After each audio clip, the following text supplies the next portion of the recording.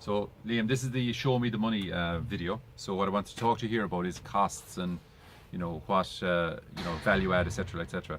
I was watching on YouTube there. It was a program on Elon Musk and about SpaceX and the differences and how they can actually reduce the cost by 2 or 3 times in comparison to NASA. And 90% of the reason is that they have one factory where they make 80% of the components themselves. And it just dawned on me that that's actually quite similar to what we're doing here. Like, we make the tables ourselves, we do the ventilation, the silencing pods ourselves, we do the tanks ourselves, and because we can do that, we're extremely flexible, and we don't need to we can make changes extremely quickly.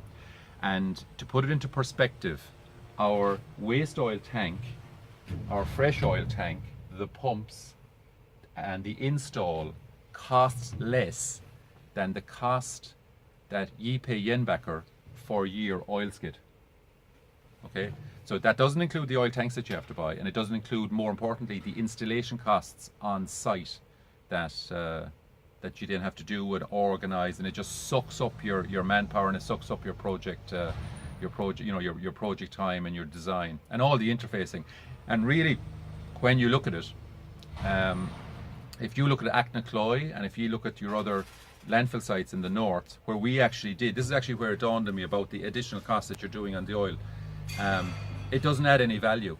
Like, our jobs are more profitable because we do it this way, and we make more money, and the customer ultimately also saves money because he's not heating oil that must run into 2,000 or 3,000 euros a year in heating, and it's cheaper to install and it's better. So I'm going to do another video later on, or maybe just make a couple of notes in email. Like, we're doing a lot of things differently for your project.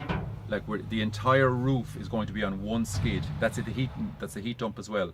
So we're going to galvanize the entire roof in one skid. It'll be dipped and it'll be assembled here and lifted and delivered to site, one single lift. And 3 years ago it was taking 5 guys 4 days to assemble a 312.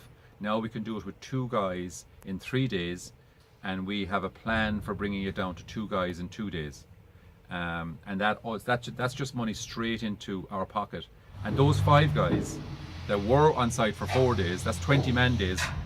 Like, they are now, for F4Energy, we were after taking 10 man days into the factory, and they're making money here. It's not as if they're gone on holidays for those days, they're working here, so it just massively increases our productivity.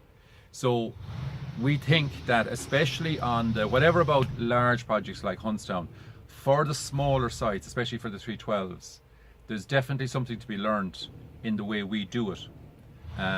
We think, you mightn't agree, and there's definitely ways that, in my opinion, I think that Clark Energy can make more money by making things slightly simpler and by doing things differently. So, for example, if you look at Ormond, there was zero involvement by Clark Energy staff when we did the offload and when we did the install. So everything was kind of prepped for you. Now, that was kind of a bit of a, it's just one of those things that kind of developed. But you saved a lot of money by not sending guys over, supervising and all this kind of stuff.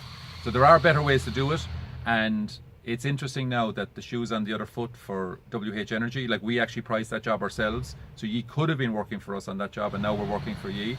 So it would be worth having a conversation and developing basically just a conversation on how we do it and how we maximize profit for Clark Energy, and how we minimize waste for Clark Energy, and how we minimize waste for F4Energy. Thank you.